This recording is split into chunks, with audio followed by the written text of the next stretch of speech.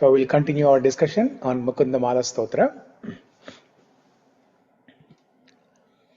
Gushyate yasya nagare rangayatra dhine dine tamaham shirasa vande rajanam kulashekaram.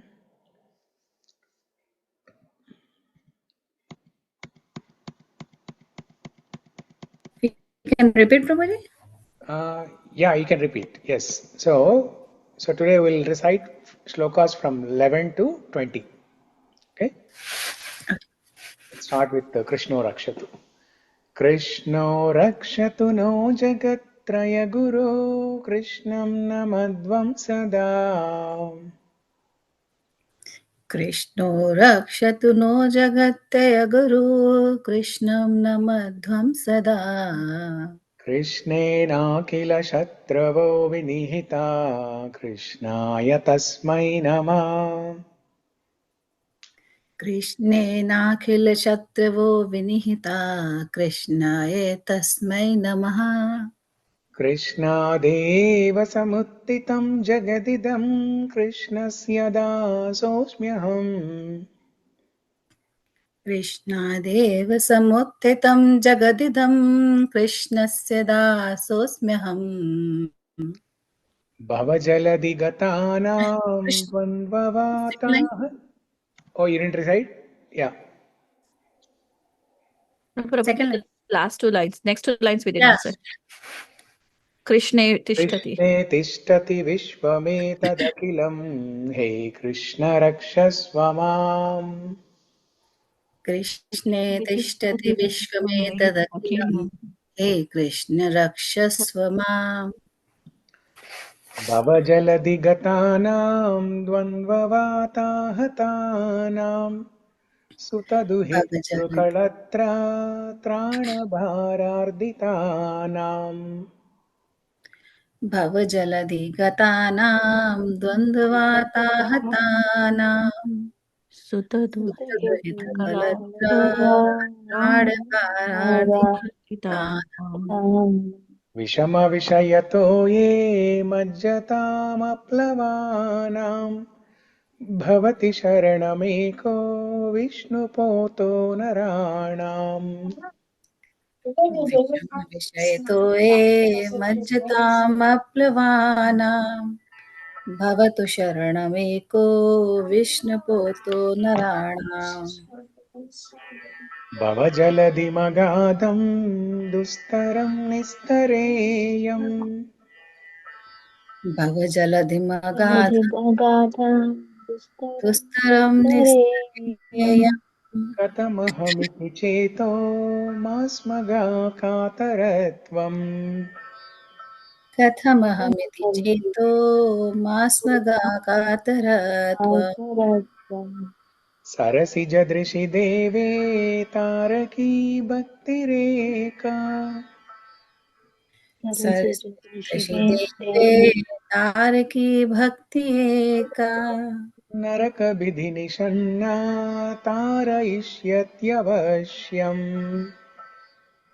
Narakabidhi nishanna tarayishyatyavashyam.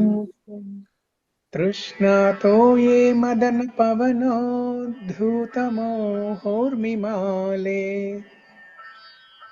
ā-toye madana-pavanoddhūta-mohormi-māle. dārāvarte tanaya-sahaja-grāha-sańghākule cha. dārāvarte tanaya-sahaja-grāha-sańghākule cha. sāra-ākhye mahati jaladhau majjatām tri-dhāman. sāra-ākhye jaladhau majjatām tri-dhāman. pādāmbhoje vara-da bhavato bhakti-nāvam prayaccha. pādāmbhoje vara-da bhavato bhakti-nāvam prayaccha. पृथ्वीरेणुरनुपयांसि कणिका फल्गुस्फुलिङ्गो लघुस् पृथ्वी रेणुरनुपयासि कणिका फल्गु स्फुलिङ्गो तेजो निःश्वसनं मरुत्तनुतरं रन्ध्रं सुसूक्ष्मं नभः तेजो वसनं मरुततनुतरं रन्ध्रं सुसूक्ष्मं नभः क्षुद्रा रुद्रपितामहा प्रभृतया कीटा समस्तासुरा रुद्रपितामह प्रभृत्या कीटा समस्तासुरा दृष्टे यत्र सतारको विजयते श्रीपादधूलीकणाः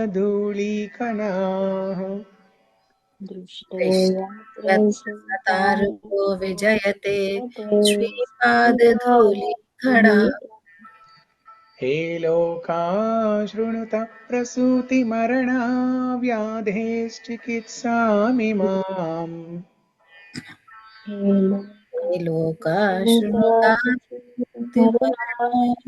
व्याधे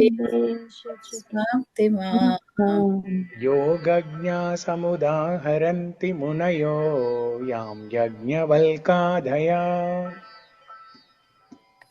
योगज्ञासमुदाहरन्ति मुनयो यां यज्ञवल्क्यादया अन्तर्ज्योतिरमेयमेकममृतं कृष्णाख्यमापीयताम् ज्योतिरमेयमेकममृतं कृष्णाख्यमापीयताम् तत्पीतं परमौषधं वितनुते निर्वाणमात्यन्तिकम् तत्पीतं परमौषधं वितनुते निर्वाणमात्यन्तिकम् हे मर्त्या परमं हितं शृणुतवो वक्ष्यामि संक्षेपतः हे मर्त्या परमं हितं शृणुतवो वक्ष्यामि संक्षेपतः संसारार्णवमापधूर्मि बहुलं सम्यक् प्रविश्य स्थिताः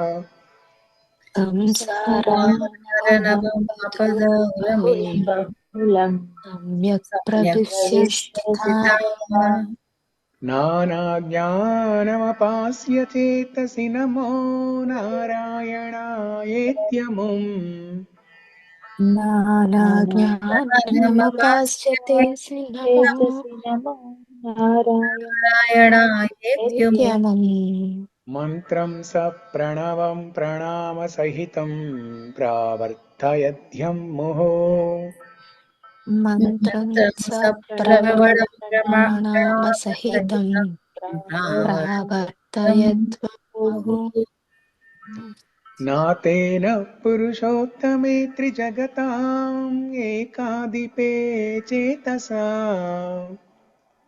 नादेन पुरुषोत्तमे त्रिजगतामेकाधिपे चेतसा सेव्ये स्वस्य पदस्य धातरि परे नारायणे तिष्ठति सेव्ये स्वस्य पदस्य दातरि परे नारायणे तिष्ठति यं कञ्चित् पुरुषादमं कतिपया ग्रामेशमल्पार्थधम् यं कञ्चित् पुरुषाधमं कतिपया ग्रामे समल्पार्थदम् सेवायै मृगयामहे नरमहो मूढावराकाभयम् सेवाये मृगयामहे नरमहो मूढावराकाभयम् बद्धेनाञ्जलिनानतेन शिरसा गात्रैः सरोमोद्गमैः बद्धेनाञ्जलिनानते शिरसा गात्रे सरोमोद्गमैः कण्ठेन स्वरगद्गदेन नयनेनोद्गीर्णबाष्पाम्भुना Kanteन nodena bashpambuna नित्यं त्वच्चरणारविन्दयुगला ध्यानामृता स्वादिनाम् nityam tvacharana Arvindayugala dhyanarma adina amrita swadinam अस्माकं सरसीरुहाक्ष सततं सम्पद्यतां जीवितम् asmakam sarasiruhaksha satatam sampadhitam sampagyatam jivitam jivatam यत्कृष्ण प्रणिपातधूलिधवलं तद्वर्ष्म तद्वैशिरस् yat krishna pranipata dhulitavalam tatvarshma tadvaisiraha तेनेत्रे तमसोजिते सुरुचिरे याभ्यां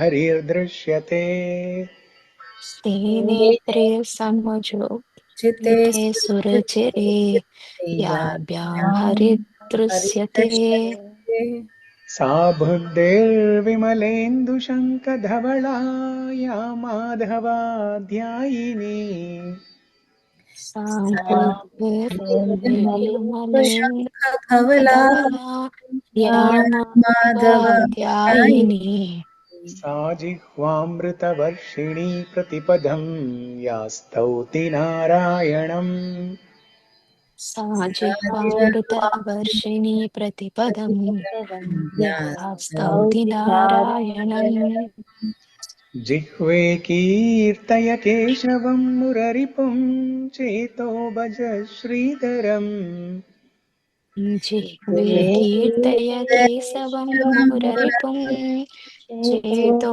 भज श्रीधरम् पाणिद्वन्द्वसमर्चयाच्युतकथाः श्रोत्रद्वयत्वं शृणु पाणिद्वन्द्वसमर्चचाच्चकदा श्रोत्रद्वयत्वं शृणु कृष्णं लोकयलोचनद्वयहरेर्गच्छाङ्घ्रियुग्मालयम् कृष्णं लोकयलोचनद्वयहरेर्गच्छाङ्घ्रियुग्मालयम् जिघ्रघ्राणमुकुन्दपादतुलसीमूर्धन्यमादोक्षजम् झिघ्रघ्राणमुकुन्दपादतुलसी मूर्धान्नमादोक्षजम् Okay, so I think that's 20.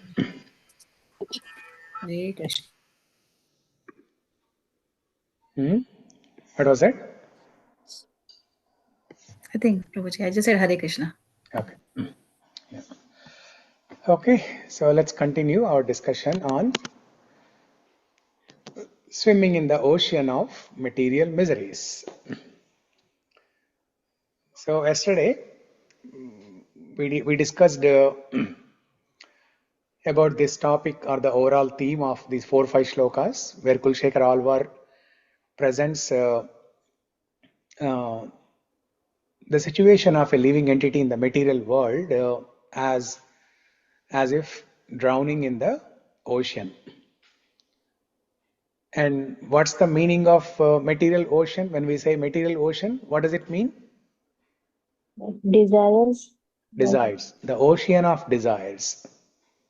Okay, so there is another type of ocean also. Have you heard this word, dukkha sagara? Yes, Prabhuji. Yes, right? Please. Dukkha Ocean sagara. of mind. Yeah, ocean of miseries, ocean of sorrow. So dukkha sagara, that means the ocean, the water in the ocean represents our tears. But how can there be an ocean of tears? Did we shed so many tears? It doesn't make sense, right? So Madhvacharya, who is from Karnataka, who is a Dvaita philosopher, who is a great devotee of Krishna, and who himself is an incarnation of Hanuman himself. So he defines, or he explains how to understand this dukkha sagara, or ocean of miseries. He says, we have been shedding tears since time immemorial, since so many lifetimes in the past. We have gone through 8.4 million species of life, and we don't know how many human lives we have gone through. And maybe after getting a human life in one lifetime, after getting human birth in one lifetime, maybe we fell down again to the lowest species of life, and then we went through the complete 8.4 million species of life, and then human life, and then maybe we fell down again. We don't know how many lifetimes, millions of lifetimes we have gone through. And every living entity in every species sheds tears. Not only human beings, right? A dog gets sad, dog sheds tears. A cow sheds tears. A monkey sheds tears. A crocodile sheds tears. Snake shed tears.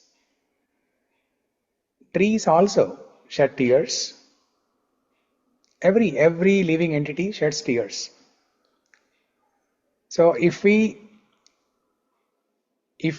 put all the tears that we have shed since so many lifetimes in the past, millions of lifetimes in the past, then it will be definitely an ocean.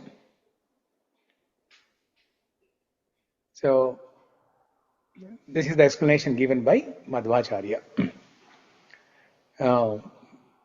And why we have been shedding tears, why we are sorrow, why we are sad, why we are in distress. It's again because of distress, because of desires. Because of desires. So today we'll start discussing Shloka number 13.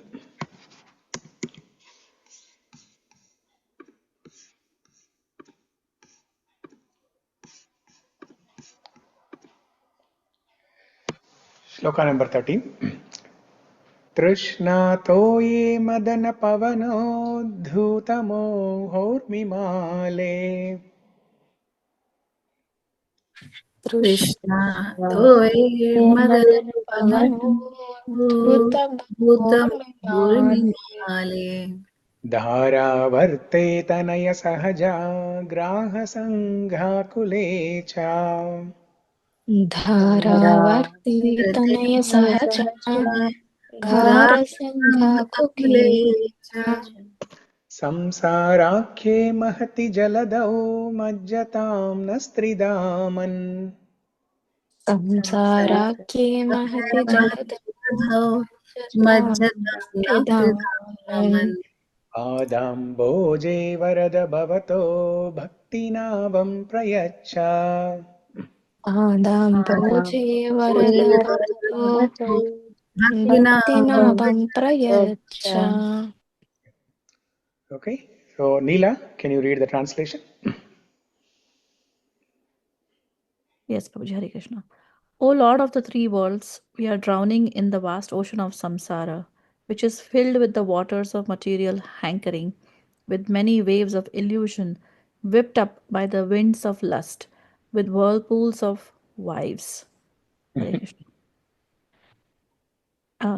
And with vast schools of sharks and other sea monsters who are our sons and brothers.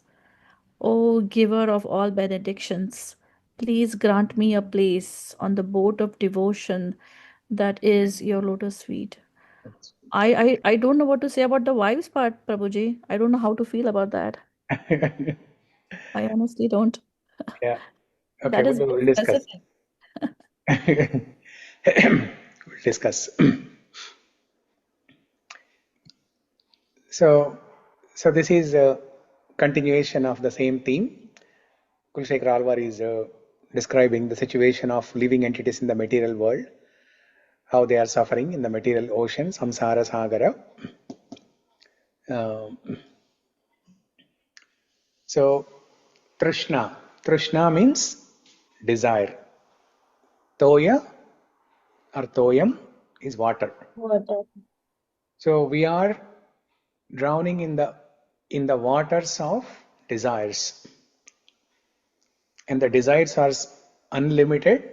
That's why the water has taken a form of an ocean.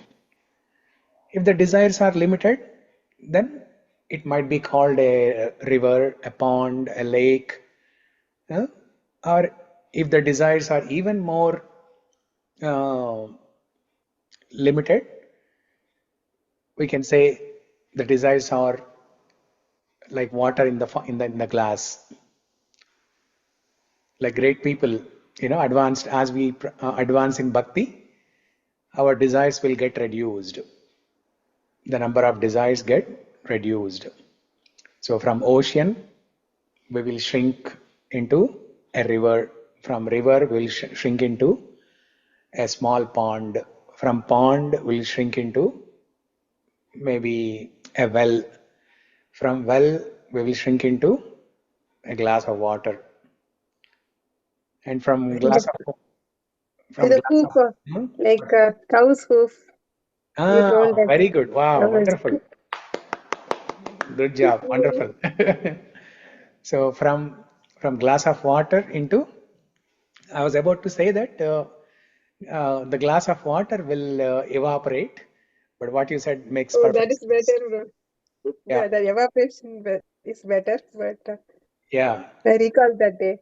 Yes. So the glass of water gets shrunken to the amount of water that can be held in the cow's hoof. Okay, between the cow's hoof print, or between the cow's hoofs. We discussed that during Krishna's lotus feet, 19 symbols on the lotus feet of Krishna. So this symbol is Goshpadam. Goshpadam. So what is that shloka? Chandrartham kalasham trikona dhanushikam goshpadam proshtikam. And then Shankham Shankam Savyapade. Savyapade cha Dakshinapade Konashtakam Swastikam. Then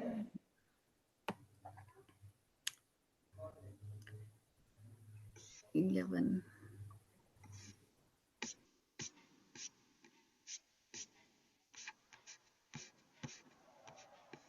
What is the sloka number, Prabhuji? We'll try to memorize. Shloka number? Yeah.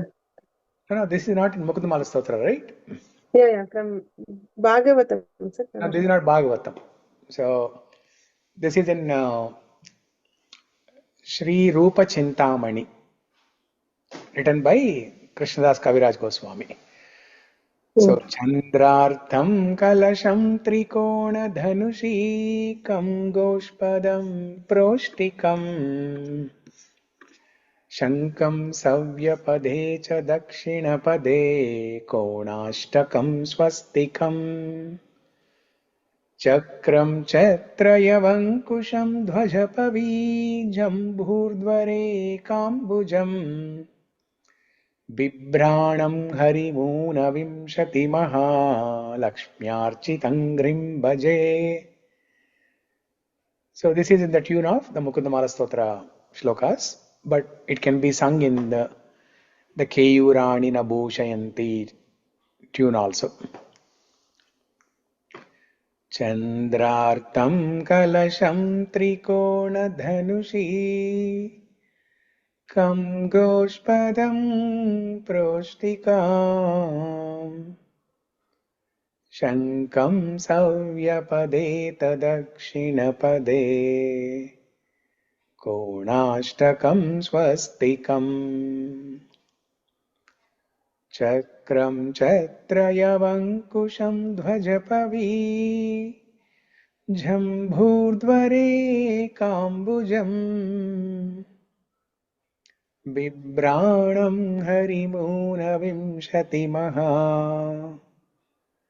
लक्ष्म्यार्चितं भजे.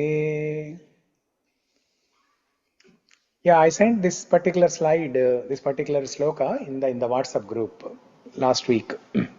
Yeah. Okay. So Trishna-toye. Let me go back to that sloka.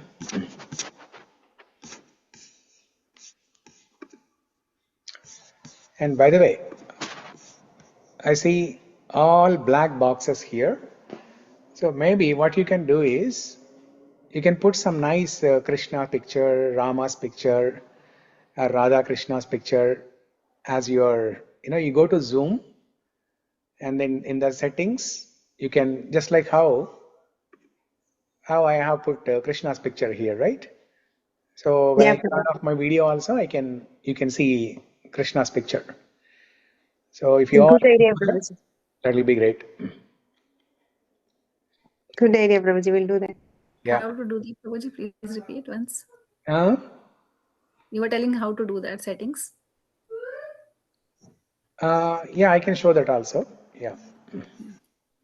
Yeah, it's okay. I will do it. If I was just So thinking you were here, saying you something. go to Yeah. Zoom, settings, my account. Yeah, this one. You click on this icon here. I can't see anything, Prabhuji. Only your arrow I can see, and your screen is the Oh, shloka. you're not seeing my Zoom settings and all? No. But I think I will find out, Prabhuji. Don't worry, I'll take husband's help. Yeah. Just go to Zoom settings. From the menu, go to Zoom settings, and you will be able to figure out from there. Okay, Prabhuji, thank you. Yeah, like WhatsApp display picture, how we keep, like, I think we can keep like that only, no problem. Yeah, like that. Yeah. Yes, Prabhuji. Yeah.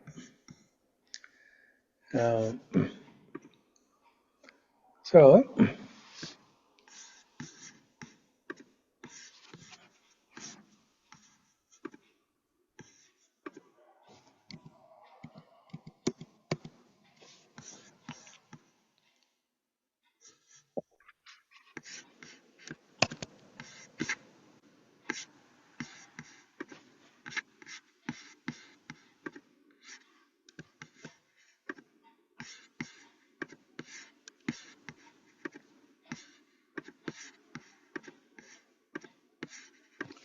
yeah. So let's understand the word for word meaning. Trishna has two meanings. One is desire, another one is thirst.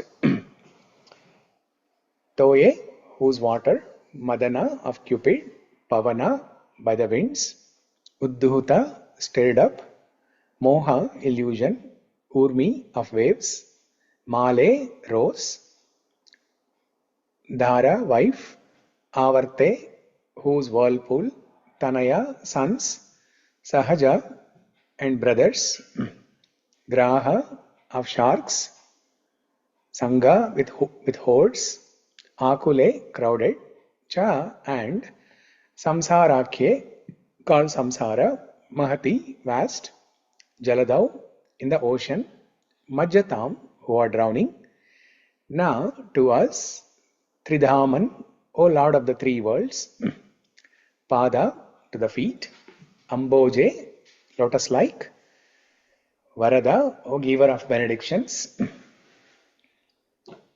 bhavato of your good self, bhakti of devotion, navam the boat, prayaccha please give, please bestow. O Lord of the three worlds, we are drowning in the vast ocean of samsara, which is filled with the waters of material hankering, with many waves of illusion whipped by the winds of lust, with whirlpools of wives, and with the vast schools of sharks and other sea monsters who are our sons and brothers. O giver of all benedictions, please grant me a place on the boat of devotion, that is your lotus feet. Okay, so I think it will be very difficult for me to discuss this shloka in this group of devotees where I'm only speaking and all the listeners, you're all women, you're all wives. But I'll give it a try. So here, Kulshekhar Alvar, what is he saying? He's saying that, oh Lord, we are drowning. He's giving further description of the material ocean. We are drowning in the ocean of samsara, which is filled with waters of material hankering, the desires, with many waves of illusion whipped by the winds of lust. So he is listing all the Arishad Vargas. What are the Arishad Vargas? What are the Anarthas? The 6 Anarthas. Kama, Krodha, Moha, Mada, Matsarya, Lobha. Or Kama, Krodha, Lobha, Moha, Mada, Matsarya. The 3 M's are together always. And first we have Kama, Krodha, Lobha. If for Lobha also we can find a word that starts with K, we can group all the K's together and all the M's together. Lobha. What can be a synonym for Lobha that starts with K? I'll try to find it later. So we have Kama, Krodha, Lobha, Moha, Mada, Matsarya. Among these, Kama is the root cause of everything. Kama is the root cause of Krodha. Kama is the root cause of Lobha. Kama is the root cause of... Is my voice and video clear? Yes, Prabhuji. Okay. I got a message on the screen saying my internet connection is unstable. I just wanted to make sure. Okay. So Kama is the root cause of Lobha. Kama is the root cause of Mada, Moha, Matsarya, everything. How to explain this? So basically Kama means desire. Okay, lust, desire. So when Kama, the desire is fulfilled, what will happen? Want more, lobha. We want more, right? Greedy, we become greedy. That is Lobha. Okay? So that explains how Kama is the root cause of Lobha. Now if desire is not fulfilled, what happens? We get angry. We get angry. Yeah, So Krodha. that is Krodha. Okay? And then Moha. What is Moha? Moha is illusion. How to explain that Kama is the root cause of illusion?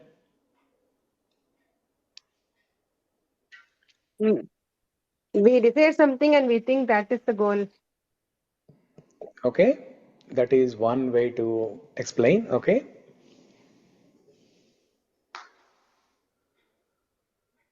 We will imagine the thing or wanting, and we will try to find or reach out the thing, Prabhuji. Yeah. So in simple words, what Sri Vidya said is correct. So when the desires are fulfilled, right? Then we think that, and when we get some happiness out of it, we think that is what we want all the time. There is nothing more than this. There's nothing more than this. So we'll be in that illusion. We'll be caught in that illusion. Maya Jal. So Maya means the moha, illusion. thinking that I am this body and material world is the permanent place, and the sense objects will give me permanent happiness. So we will come to this conclusion. Okay, so moha. And then mada, how kama can be root cause of mada? Then it's pride, is it? Pride. Yeah, mada is pride. So when kama is fulfilled, when desires are fulfilled, a person will get pride. He will become proud. He will think that, okay, there's nobody like me. I can achieve anything. He'll become proud. Mada. And matsarya, what is matsarya? Matsarya is nothing but Vatsalyam, Prabhuji. What is that? Vatsalya. No. This is matsarya. I think others people should not get something like that, Prabhuji. Yeah, jealousy. Matsarya is jealousy. Jealousy. Yeah. Jealousy or envy, one of the things. There's a subtle difference between envy and jealousy. So matsarya is envy. Okay. So envy is more dangerous than jealousy. Jealousy is you don't like the fact that you want something. Correct. You don't like the fact that the other person has it, but you don't have it. Yeah. But envy is you have it, you desire for something, you get it, and other person also gets it, and you think that why did the other person get it?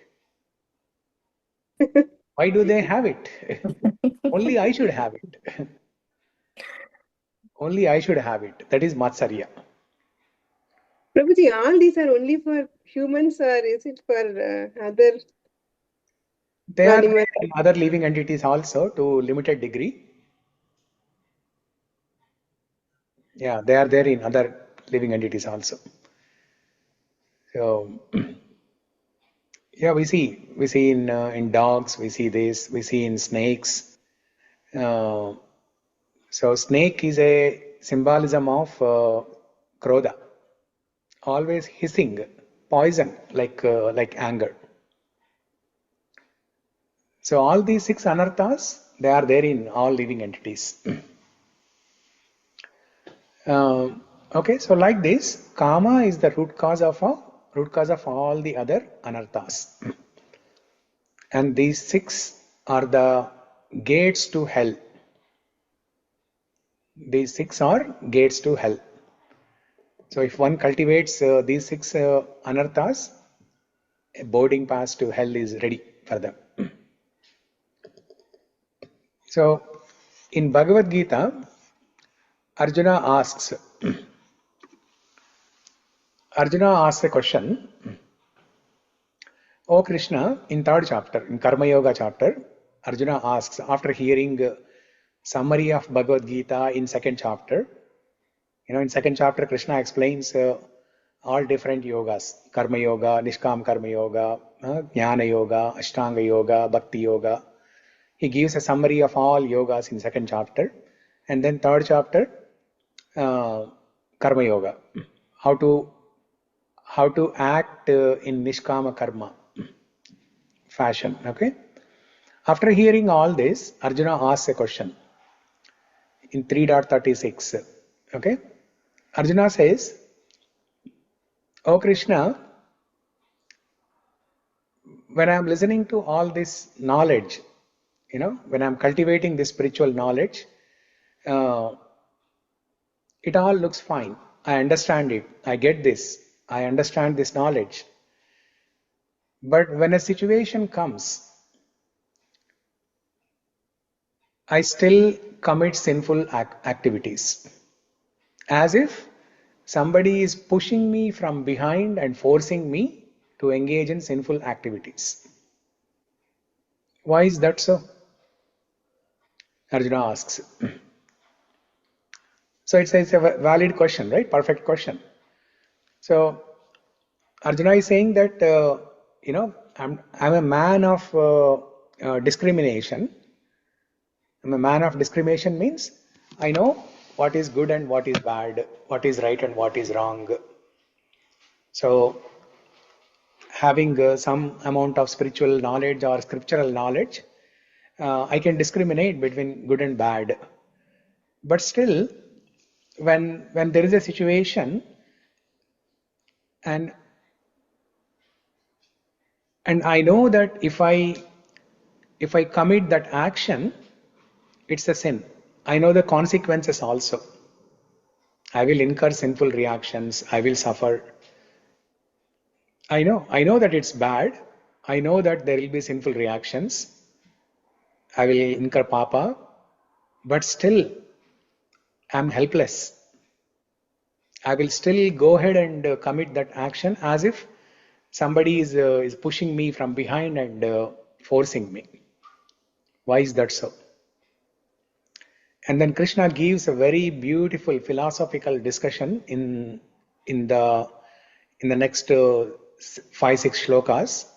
So 3.36 is when Arjuna asked this question, and 3.37 onwards, Krishna answers. So we'll read those shlokas, those 5-6 shlokas, and understand what is the problem and what is the solution. Okay, so let me share my screen here.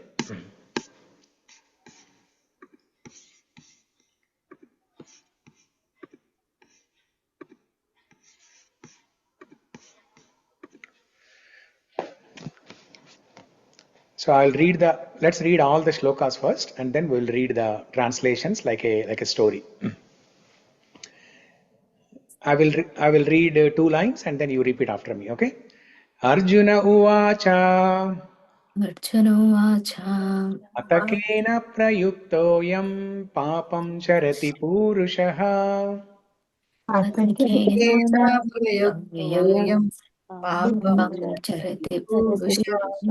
anichannapi varshneya baladiva niyojitaha Anicham apivarneya balad ivani Shri Bhagavan uvacha Kama esha krodha esha rajo guna samudbhavaha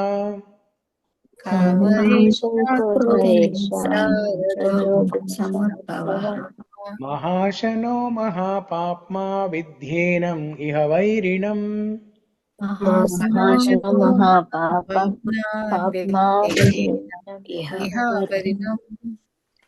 Dure na vriyate vahnir yata darsho malena cha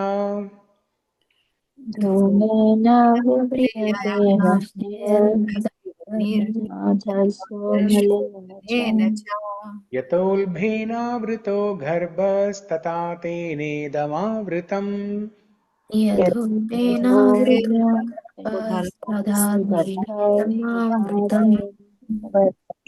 Avritam jnanametena jnanino nityavairina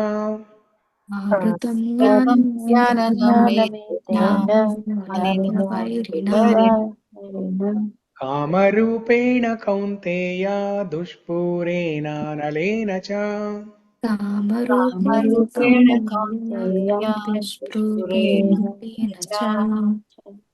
Indriyani manobhuddhir asyadhisthanamuchyate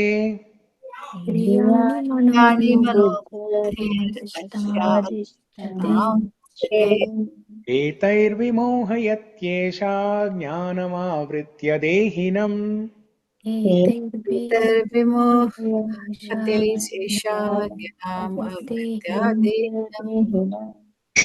Tasmatvam indriyan yadav niyamya bharatarshambha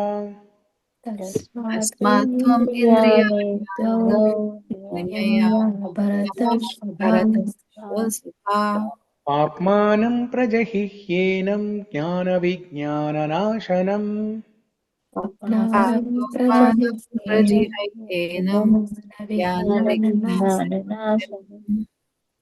Indriyani paranyahur indriyebhya param manaha.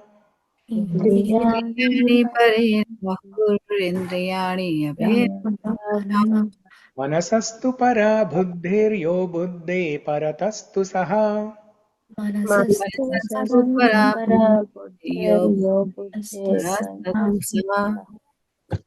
Evam buddhe param buddva samstabhyatmanam-atmana. Yahi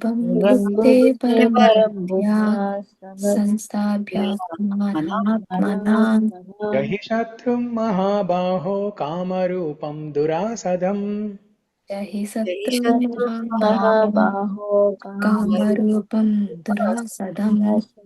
Okay, so these are the 7 shlokas. So now let's read the translations. Okay, Shamala, can you read the translations? Yes, Prabhuji. Arjuna said, O descendant of Vrishni, by what is one impelled to sinful acts, even unwillingly, as if engaged by force? Okay, so this is the question I described right in the beginning, that Arjuna is asking, what is that force that is pushing me from behind and engaging me in sinful activities? I know that it's a bad thing to do, but I'm still doing it. Why?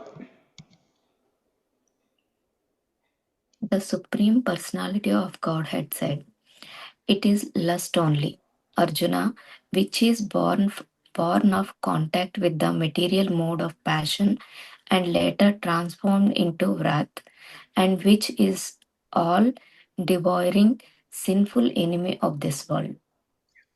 Okay, so Krishna's answer is, it is lust only, Arjuna. So the one word answer is lust. Why somebody is forced to commit a sinful activity even though they know that what they are doing is wrong? The one word answer is lust. Lust means a strong desire to achieve something. A strong desire to achieve $1 million money. A strong desire to achieve some prestigious position, power and position. Strong desire to achieve name and fame. Prabhuji, in material world, they call it as passion, right, Prabhuji? When we desire to do something, dream or passion, is it same as lust or just different? We need to have some amount of passion to do any work. Otherwise, we cannot work. Okay. For example, Brahma is the Srishtikarta. Every day, day in and day out, his job is to create jivas, to create human beings, to create animals, to create trees and so on. So to create, you need some amount of passion. But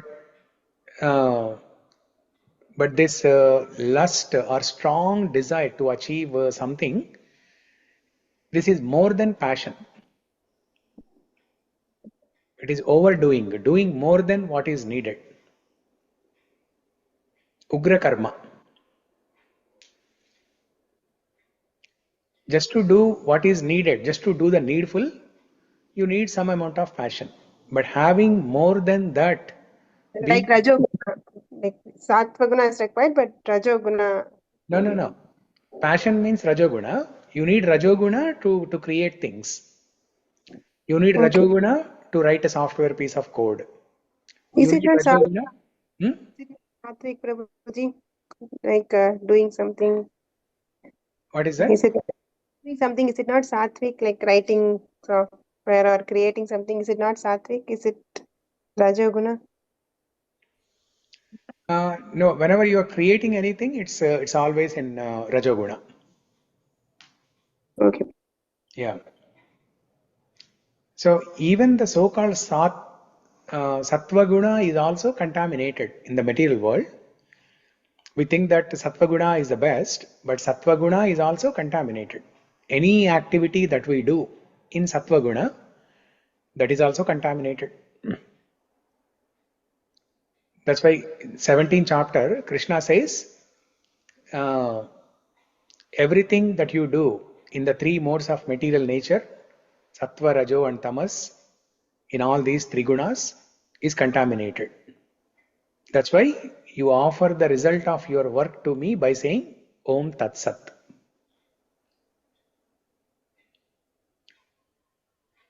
So an example for doing things in Sattva Guna is, for example, Brahmins, when they are reciting mantras or when they are doing puja, when they are, reciting Vedam, or even for us also, for example, when we are attending this call to read Mukunda-Mālā-Stotra, to discuss Mukunda-Mālā-Stotra or Bhagavatam, this is in Sattva Guna. We are not creating any new thing. We are doing something. We are doing an activity. We are performing an activity, but we are not creating anything new. So this is in Sattva Guna. And so what I was saying about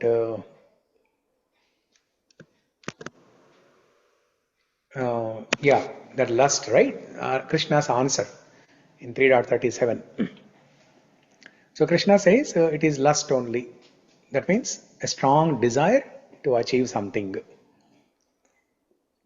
Now let's see what Krishna answers further, on this topic.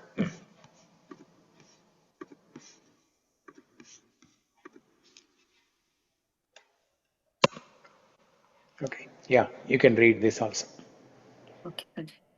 As fire is covered by smoke, as a mirror is covered by dust, or as the embryo is covered by the womb, the living entity is similarly covered by different degrees of this lust. Yeah. So here Krishna is explaining how deep this lust is. This is like agadam. In the yesterday shloka, not yesterday, day before, shloka number 12. What is that shloka?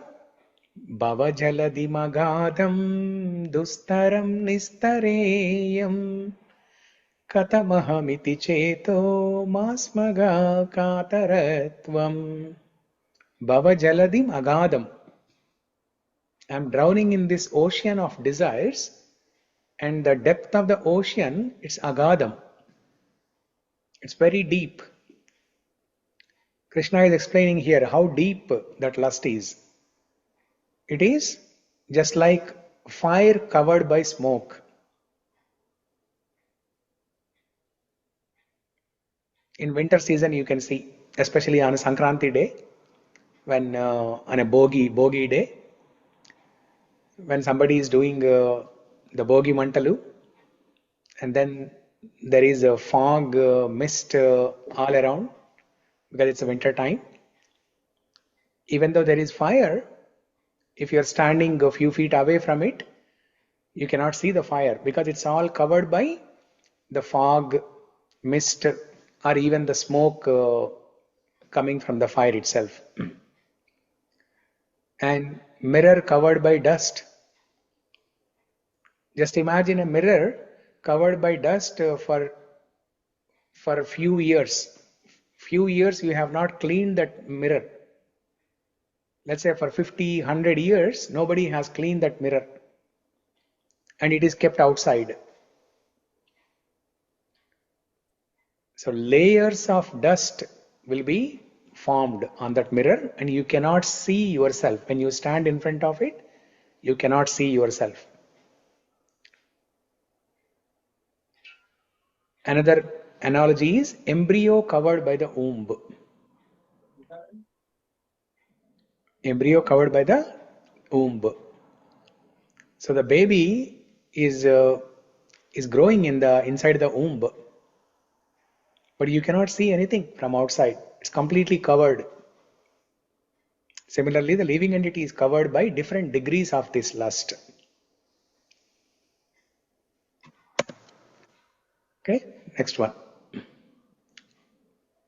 Thus, the wise living entity's pure consciousness becomes covered by his eternal enemy in the form of lust, which is never satisfied and which burns like fire. Yeah.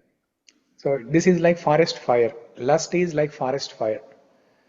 So forest fire, it happens, it occurs by itself. Nobody is going to light up with a lighter or a matchstick and cause fire. It happens by itself because of excess amount of heat, because of the winds and heat. The forest fire occurs by itself, and it is very difficult to extinguish forest fire. The only thing that can extinguish the forest fire is rainwater. When the heavy amount of rain comes, only then the forest fire can be extinguished. Similarly, this lust is like a burning fire. And only when Krishna, who is Mega Shamala, only when he showers his mercy, then that lust can be the fire of lust can be extinguished by the mercy of Krishna. Okay, next one. The senses, the mind, and the intelligence are the sitting places of the lust. Yeah, so here Krishna is explaining what are the different places in our body where this lust is sitting. Now we know that lust is our enemy, right? In the previous shloka, previous two shlokas, Krishna called lust as our eternal enemy. Now, a soldier in the army, if he wants to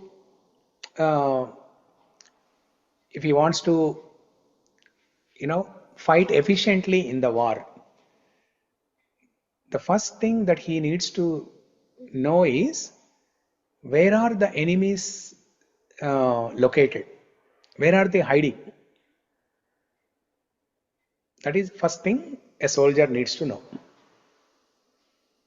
So once the soldier gets this knowledge where the enemies are located, then he can figure out whether to go in a helicopter or whether to shoot with guns. How to do that? He can figure that out. So similarly, Krishna is explaining here. Indriyani mano buddhir asyadhisthana muchyate etair vimohayatyesha jnanam āvritya dehinam. The senses, the mind, and the intelligence are the sitting places of this lust. Through them, lust covers the real knowledge of the living entity and bewilders him. Yeah.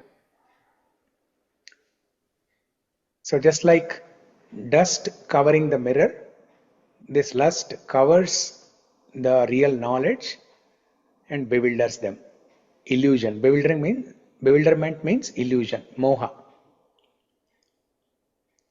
Because when we cannot see the real stuff, we think the asat, the false thing, is the real thing. When we are standing in front of the mirror and if there is only dust on the mirror and we cannot see the mirror and we cannot see ourselves, we cannot see our image in the mirror, we think dust is, I'm standing in front of dust. You will never think you are standing in front of mirror. So similarly, lust covers the real knowledge. Yeah, next one. Therefore, O Arjuna, best of the Bharatas, in the very beginning, Karm, this great symbol of sin, lust, by regulating the senses, and slay this destroyer of knowledge and self-realization. Yeah. Okay. So here Krishna is giving the solution. So it is a very systematic section in this chapter of Bhagavad Gita, and it's very highly philosophical, very useful and beneficial. Practically, we can implement this in our day-to-day life. Practical lessons, life lesson from Bhagavad Gita. So first Arjuna asked the question. Then Krishna answered with a problem statement. Krishna defined the problem statement. And now Krishna is giving the solution. The solution is curb this great symbol of sin in the very beginning. Curb means like park. You know, when you're parking your car by the curb side, that means you're not indulging in driving the car. Similarly, curbing this sin means you're not contemplating on that. You're not meditating on that desire. You're not meditating on that lust. You're not indulging in that activity. You just observe. You just remain as an observer. A desire will come that you cannot stop.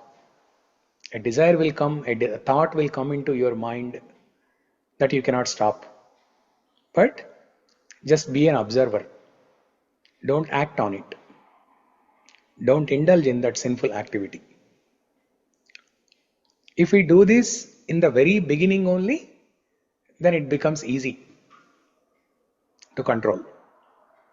Otherwise, as soon as a thought comes into our mind, we start contemplating, we start thinking about it, we start meditating on it.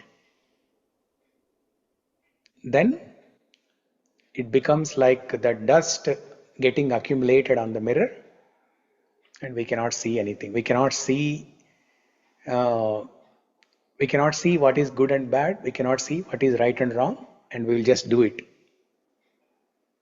And the more we keep thinking about it, the more we are impelled, we are forced to act on it. Because in the initial stage, it is only a small desire. Let's say a thought comes into our mind. It's a small desire.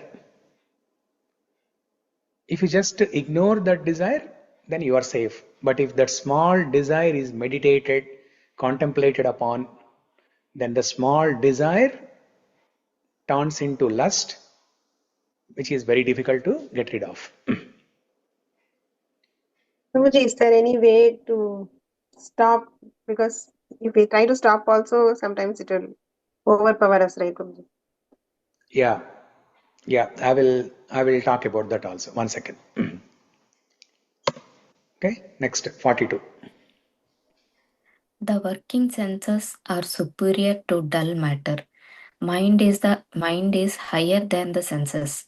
Intelligence is still higher than the mind, and he, the soul, is even higher than the intelligence. Yeah. So now here Krishna is giving an anatomy or hierarchy of all the different components of human life. The human life is made up of this gross body and subtle body, and then there is soul. So gross body consists of the senses, and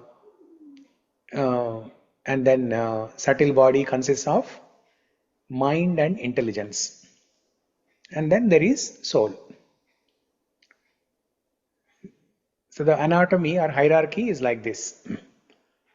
At the bottom most are the senses. At the bottom of the stack, there are senses. Above senses is the mind. Mind is also one of the senses. It is subtle sense, which is part of subtle body. Senses are part of the gross body, which are completely matter. And above the 5 senses is the mind. And one level above mind is intelligence.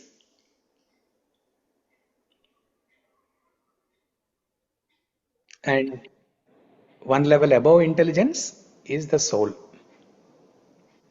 So you have senses, mind, intelligence, and soul.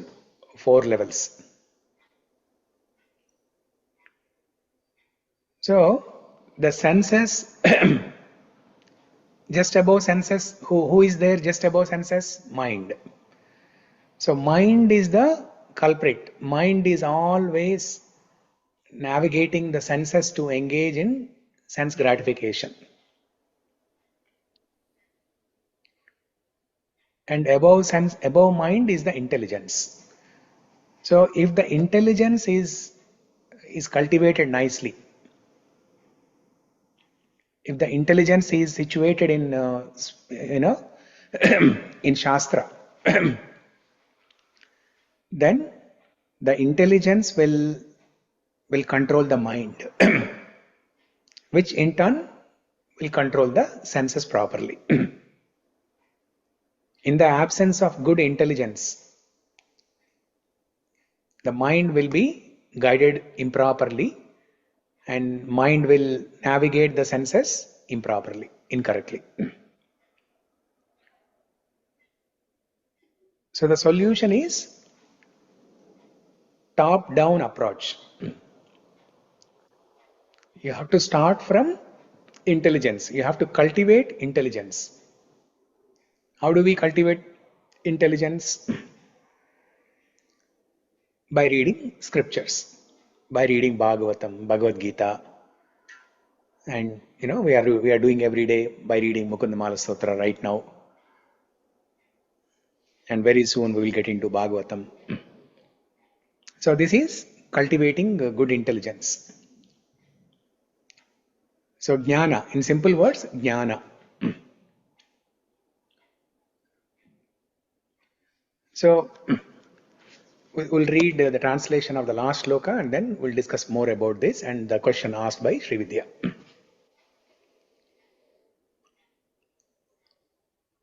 Thus, knowing oneself to be transcendental to the material senses, mind and intelligence, O mighty armed Arjuna, one should study the mind by deliberate spiritual intelligence, Krishna consciousness, and thus by spiritual strength conquer this insatiable enemy known as lust. Okay, so here Krishna is giving the solution very easily here, nicely, saying that one should study the mind by deliberate spiritual intelligence. So the essence is jnana. We have to cultivate jnana. So in all these shlokas, what is Kulshekhara Alvar telling? Kulshekhara Alvar is telling, especially in this shloka, bhakti-nāvam prayaccha. ā-toye madana-pavanoddhūta-mohormi-māle. dārāvarte tanaya-sahaja-grāha-sańghākule ca. Samsārakhye. What's the shloka? Mahati jaladhau. Samsārakhye mahati jaladhau majjatām tri-dhāman. pādāmbhoje. Bhavato sharanam. I think so. Pādāmbhoje bhavato sharanam bhakti-nāvam prayaccha. Bhakti-nāvam prayaccha. Prayaccha means please give. In Venkateshwara Supravatam, we hear this shloka, right? Vina Venkatesham nanatho nanata Sada Venkatesham Smarami Smarami Hare Venkatesha Prasida Prasida Priyam Venkatesha prayaccha prayaccha. So there, the author of that Venkateshwar Suprabhatam, he is saying that Vina Venkatesham nanatho nanada. Oh Venkatesha, Lord Venkatesha, without you I am an orphan. Vina Venkatesham nanatho nanada. I am an orphan without you. And I am chanting your name every day. So, prasida prayaccha prayaccha. Please bestow your mercy on me. Please show me your mercy. Please give me your mercy. Prayaccha means please give me. So here Kulshekara Alvar is asking for bhakti-nāvam prayaccha. He is asking for a boat called Bhakti. In Sloka number 12 also, Kulshekara Alvar said, Taraki Bhakti Rekha. Bhakti Devi is the only person who can deliver us from the material ocean. And we discussed who Bhakti Devi is. Bhakti Devi is a personification of devotional service. And here is an important thing. With regards to the 7 shlokas that we discussed from Bhagavad Gita, where Krishna talked about lust and the solution, how to conquer lust. Bhakti Devi has 2 sons. Who are the 2 sons of Bhakti Devi? Jnana and Vairagya. Jnana is spiritual knowledge. Vairagya is detachment, renunciation, detachment. So these both have to go in parallel, simultaneously, hand in hand. While we are cultivating jnana, spiritual knowledge, while we are reading Shastra, also we have to practice detachment, renunciation. So there is a small story of Narada Muni meeting Bhakti Devi. Once Narada Muni meets Bhakti Devi, and Bhakti Devi looks very thin. She looks sick. Then Narada Muni asks her, "What happened? Why are you looking so dull? Why are you looking so thin, like a patient? It seems you are sick. What happened?" Then Bhakti Devi replies to Narada Muni saying that, "What to do? My 2 sons, Jnana Vairagya, are sick. That's why I am also sick." That means in Kali Yuga, people don't read Shastra. They don't have time. They don't feel the importance of reading Shastra. And unless you read Shastra, how can you cultivate Vairagya, detachment and renunciation?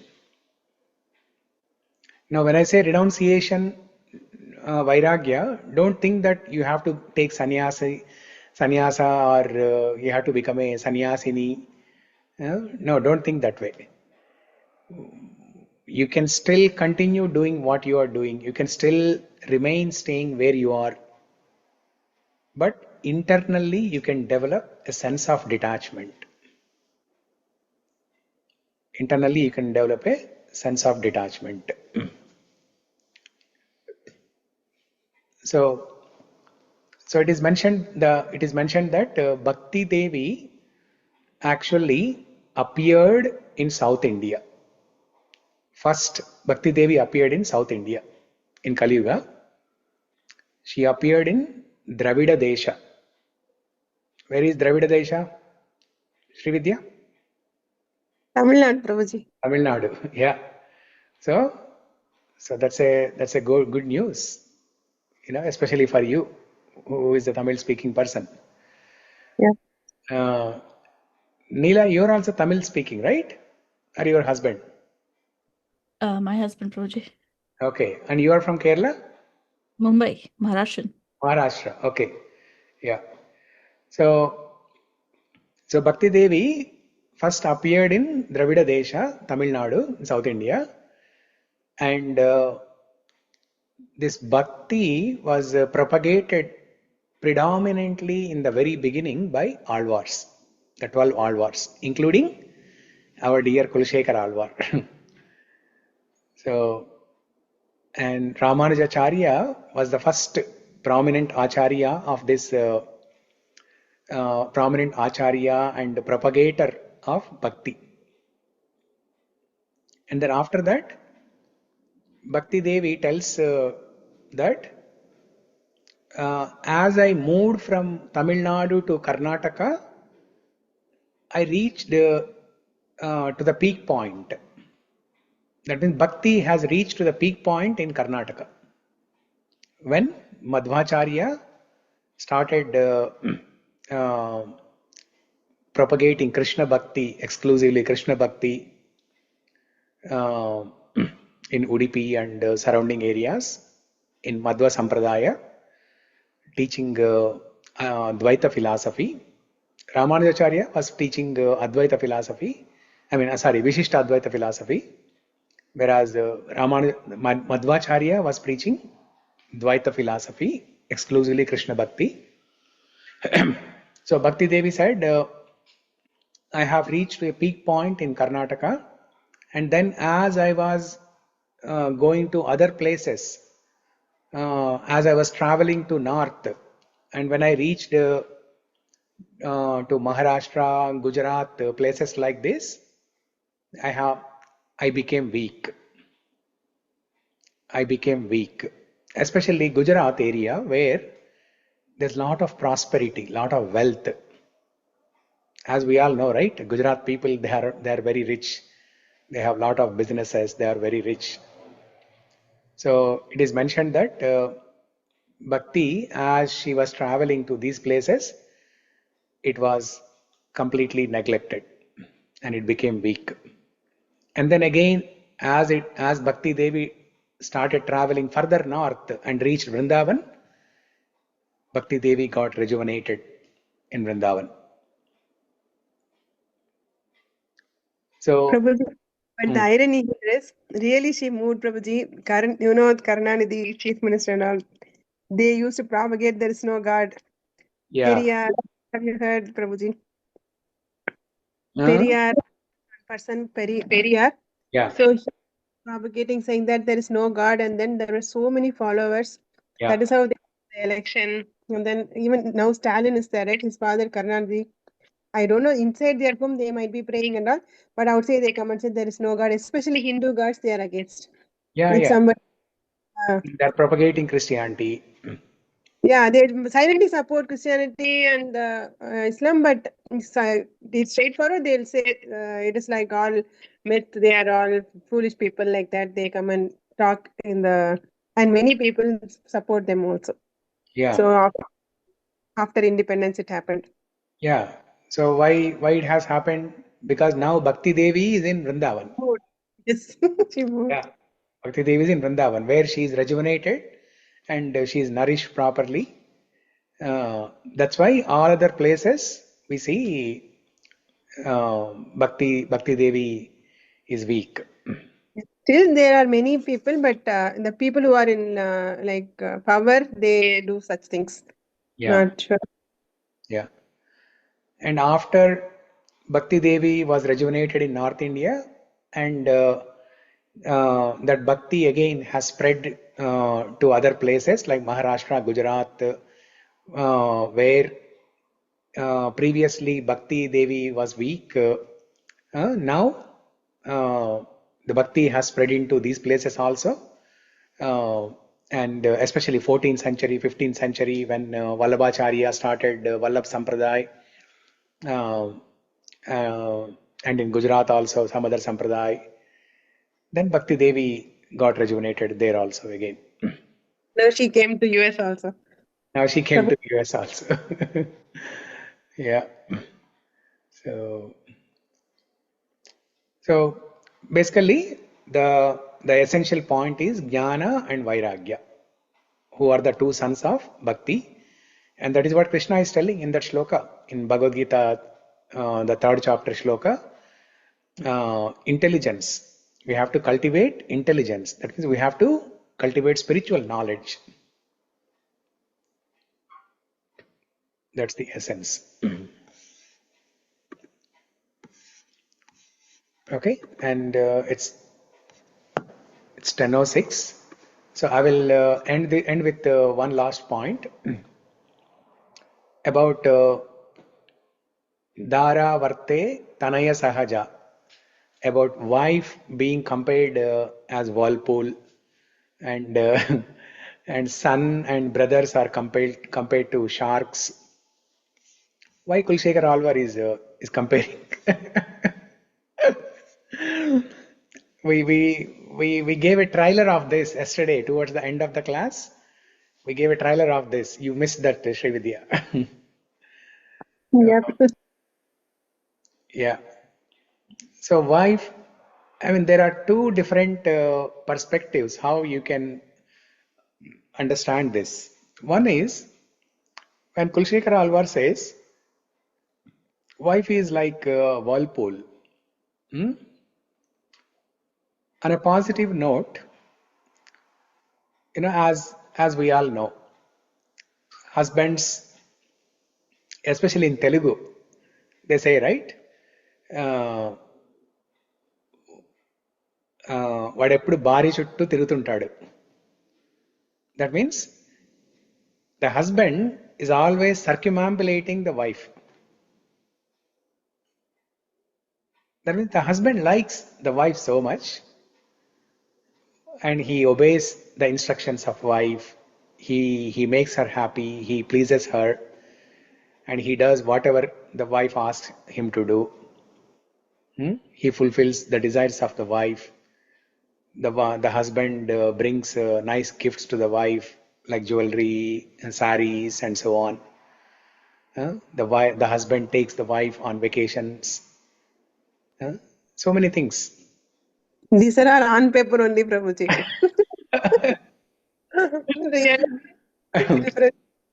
So that's why people say, right, after especially in the first 1 year or 2 years of marriage, it happens in everyone's life. Until the marriage, the husband, who was a son to a mother, he was always circumambulating mother. His life was revolving around mother. Now immediately there will be transformation. After marriage, there will be transformation. The son, now this man who became a husband, his life starts revolving around wife.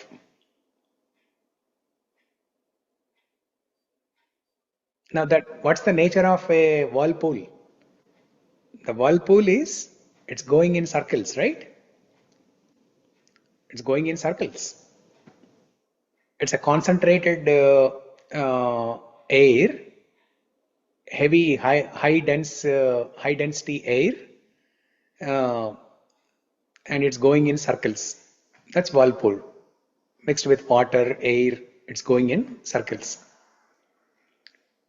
So here also, the whirlpool is a combination of wife and husband. Just like a whirlpool is a combination of air and water, this whirlpool called Varta, dārāvarte, is a combination of wife and husband. Not just the wife itself, combination of wife and husband. When wife and husband both are in good terms and both love each other so much, and both are revolving each other, then they are like air and water in a whirlpool, going in circles round and round. So this is on a good note, on a positive note. This is one perspective how to understand this dārāvarte. That means the husband is so attached to that wife. The husband is so attached to that good wife, and it becomes very difficult for him to develop detachment, vairagya.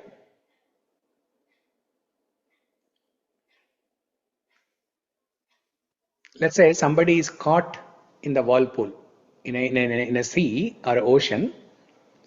Let's say somebody is caught up in a whirlpool. It's very difficult to come out of the whirlpool.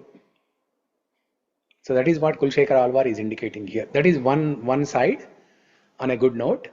On the other side, on a negative note, we have heard many stories where the wife tortures the husband like a whirlpool, like a whirlpool, nagging, especially nagging, right? I'll tell you a small joke. In one of the movies, I saw this joke. A wife calls the husband. Husband is in the office. The wife calls the husband and asks, "What should I make for dinner? Should I make rice or chapati?" The husband immediately answers, "Make chapatis." Then the wife immediately tells, "No, if I make chapatis, my hands will hurt. I'll only make rice." So why the wife has to call and ask? And when the husband gives some answer, the wife can just do that, right? No, the wife says, "No, I will not do that. I will do the other thing." No, Prabhuji, to test him whether he is telling chapati or her hand. That is still a good answer, Prabhu. Sometimes I get answer, "Hey, make something. Why you have to ask in the phone? Just make whatever you want." Make something. Maybe your husband has already gone through this exercise where he said chapati and then you said, "No, my hands will hurt. I'll only make Yeah, rice." Prabhuji, Prabhuji, ఏదో ఒకటి చెయ్యి. you This is say, the answer "I'm I busy get. in the office. You make whatever you want. I will come and eat. It's your choice." That's the safest answer. So But do something, don't leave. yeah, do something. Do something. Yeah, and don't disturb. Do something, whatever you want. Yeah. So that's why wife is compared to a whirlpool. So In Ramayana, Kaikeyi was like that, Prabhuji. She yeah, was. for Dasharatha, Kaikeyi was like that. Yeah. But Ravana had such a good wife. Mandodari was very nice. That's Mandodari what was good wife. Yes. Good whirlpool. She was a good whirlpool. But he was a bad one for Yeah. her. This was a bad whirlpool. Yeah. So it's difficult to get out of both good whirlpool or bad whirlpool. Whatever is the situation, it's difficult. Take So the boat off Krishna's feet. That's it. yeah. Save So, yourself. so the one last thing, and we'll end with this. And then the sons and brothers are like sharks. The quality of a shark is shark can leave a human being or any jivi live. Shark doesn't kill that person first and then eat. Shark's specialty is to eat that person while being alive. So, Very nice, Prabhuji. so the sons and brothers, I mean siblings basically, and son means, okay, maybe I should celebrate because they're not. Kulshekhara Alvar is not talking about daughters, so I should just be happy with that. You're all good, Prabhuji. Very nice. So, I mean, son. If you apply this analogy, right? Shark eating a person alive. A bad son or a bad brother can ruin the life of a man, the father or the brother. Because if the son is an evil person, he can ruin the life of the father financially, mentally, in every aspect. The bad son can ruin the life of the father. Father will still remain alive, but his life will be ruined because of a bad son. I mean, fortunately, none of us have a bad son like that. But we have seen some situations where the sons somehow they got addicted to bad habits because of bad friends association. They got addicted to drinking and so many other bad habits, and then that can ruin the life of that person, the son as well as the father also. And a good name also the father had gained will go. The name will be spoiled, all the money will be gone, mental peace will be gone. Yeah. So in that situation, bhakti-nāvam is the only shelter.